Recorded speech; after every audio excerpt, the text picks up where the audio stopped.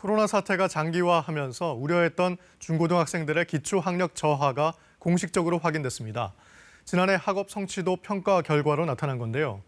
교육부는 대면 수업 축소가 영향을 미쳤다고 보고 이번 달부터 등교 수업을 확대하기로 했습니다. 김수연 기자입니다. 이제는 원격 수업이 익숙해진 학교.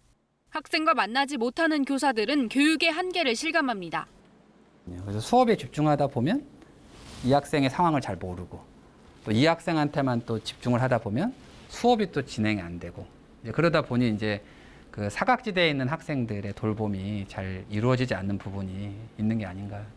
실제로 지난해 중고등학생의 학력 수준이 코로나 발생 이전인 전년도에 비해 크게 떨어진 것으로 조사됐습니다.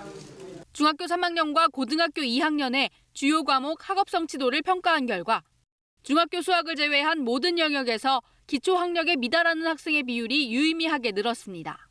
특히 영어의 경우엔 그 비율이 2배 넘게 늘었습니다. 교육부는 등교 수업 축소가 학업 성취 수준 저하에 영향을 미쳤다고 분석했습니다. 등교 수업 확대는 학습 결손, 정서 문제 등을 해결하기 위한 전 세계적인 추세이며 교육 회복, 학교의 일상 회복을 위한 첫 걸음입니다. 이에 따라 오는 14일부터 거리두기 2단계인 수도권 지역의 초중고등학교는 학생 3분의 1에서 3분의 2로 밀집도 기준이 완화됩니다.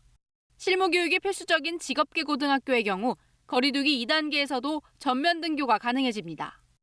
2학기부터 전면 등교가 추진되고 있는데 교사 접종 등 선결 조건이 먼저 이행돼야 한다는 지적도 많습니다.